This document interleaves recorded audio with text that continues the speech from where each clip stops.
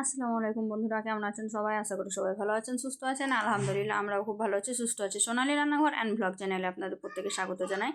আজকে আমি আপনাদের সঙ্গে শেয়ার করব হালুয়া রেসিপি। তো ছোলার ডাল বা বুটের ডাল যাই বলেন, ডালের হালুয়া রেসিপি আজকে শেয়ার করব। তো আমি দুই ধরনের রেসিপি তৈরি করেছিলাম, আর দুটাই কিন্তু তোমাদের সঙ্গে শেয়ার করতে চলে এলাম। একটা হচ্ছে বরফি রেসিপি আর একটা হচ্ছে নরম হালুয়া রেসিপি। তো হালুয়া রেসিপি তৈরি করার জন্য কিন্তু আমি এখানে ডালকে আগে থেকেই সিদ্ধ করে নিয়েছি। প্রেসার কুকারে ভরে দুইটা থেকে তিনটা সিটি মারলে কিন্তু সুন্দরভাবে ডাল সিদ্ধ হয়ে যায়, যদি ভালো ডাল হয়। তো দেখতেই পাচ্ছেন কত সুন্দরভাবে ঝরঝরা সিদ্ধ হয়ে গেছে।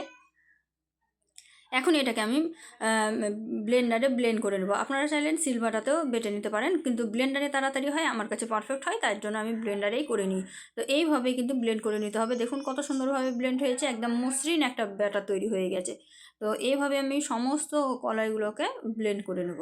তো এই তো আমি ব্লেন্ড করে নিয়ে একটা গামলার মধ্যে নিয়ে নিয়েছি, আর অনেকটা পরিমাণে হয়েছে, আর একদম মসৃণ হয়েছে, খুব সুন্দর হয়েছে, আর এরকমেরই ব্যাটার আমার দরকার। তো এখন আমি এটাকে হালুয়া তো করবো। তো হালুয়া করার জন্য প্রথমে আমি কড়াইয়ে ঘি দিয়ে দিয়েছি। ঘিটা বেশি পরিমাণে দেবেন, তাহলে হালুয়ার স্বাদটা বেশি সুন্দর হবে। তারপরে কিন্তু আমি এটাকে অনবরত নাড়াচাড়া করে এর মধ্যে যে রসটা আছে বা জলটা আছে সেটাকে শুকিয়ে নেব। তো হালকা করে শুকিয়ে নিলাম। তারপরে আমি এর মধ্যে দিয়ে দিলাম দুটা এলাচ, দুটা তেজপাতা, তারপরে দিয়ে দিলাম পরিমাণ মতো দুধ। দুধের পরিমাণটা আপনারা কম বেশি করে নিতে পারেন। আর যেহেতু দুধটা শুকোতে দেরি হয়, তো তার জন্য যদি ধৈর্য না থাকে তাহলে পাউডার দুধও দিয়ে দিতে পারেন।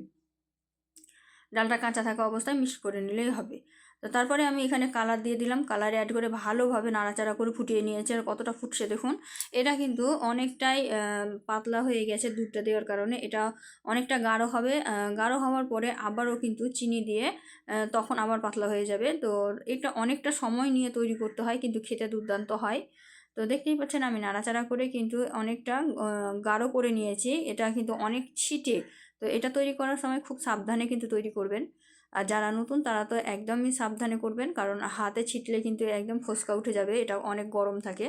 তো এটা যত ফুটবে তত কিন্তু তাড়াতাড়ি নাড়াচাড়া করতে হবে, তা না হলে কিন্তু ছিটে যাবে আর তলায় লেগে যাবে, তখন কিন্তু পোড়া গন্ধ আসবে, খেতে ভালো লাগবে না।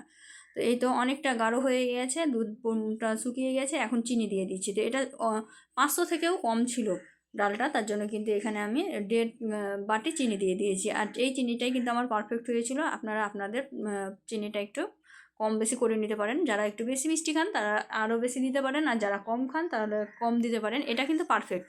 তো চিনিটা গলে যাওয়ার পরে কিন্তু কতটা পাতলা হয়ে গেছিলো আমি দেখাচ্ছি, দেখুন। এই তো চিনিটা গলে যাওয়ার পর অনেকটা পাতলা হয়ে গেছিলো। আমি আবারও অনেকক্ষণ জাল করে কিন্তু এটাকে অনেক গাঢ় করে নিয়েছিলাম। তো এই হালুয়া বলেন আর যে হালুয়াই বলেন, এটা কিন্তু মেন অনবরত নাড়াচাড়া করে কিন্তু গাঢ় করে নিতে হবে।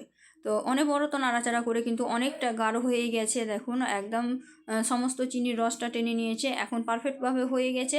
নরম হালুয়া তৈরি করার জন্য এটা পারফেক্ট, কারণ এটা কিন্তু আবার পরে ঠান্ডা হয়ে অনেকটা শক্ত হয়ে যাবে। তো তার জন্য এইরকম নরম অবস্থাতেই নামিয়ে নেবেন, আর খেতে কিন্তু দুর্দান্ত হয়েছিল। তো এইভাবেই কিন্তু আপনারা তৈরি করে নিতে পারেন। তো আমি অর্ধেকটা কিন্তু তুলে নিচ্ছি, দেখুন। অর্ধেকটা তুলে নিয়ে কিন্তু আমি এর মধ্যে থেকে বাটির মধ্যে বাদাম ছড়িয়ে দিচ্ছি। এটা সঙ্গে সঙ্গে দেখুন কতটা গাঢ় হয়ে গেছে। আমি হাত দিয়ে আপনাদেরকে দেখাচ্ছি, দেখুন। এই দেখুন হাতে দেখছি, কিন্তু হাতের মধ্যে লাগছে না। তো এভাবে কিন্তু আপনারাও তুলে নিতে পারেন। নরম, এটাও রুটি দিয়ে খেতে কিন্তু দুর্দান্ত লাগে। আর আরেকটা আমি বরফি তৈরি করব, তার জন্য কিন্তু এটাকে আবার যে বাকি অংশটা ছিল সেটা নাড়াচাড়া করে কিন্তু একদম তলে বসা বসা অবস্থায় নামিয়ে নিয়েছি।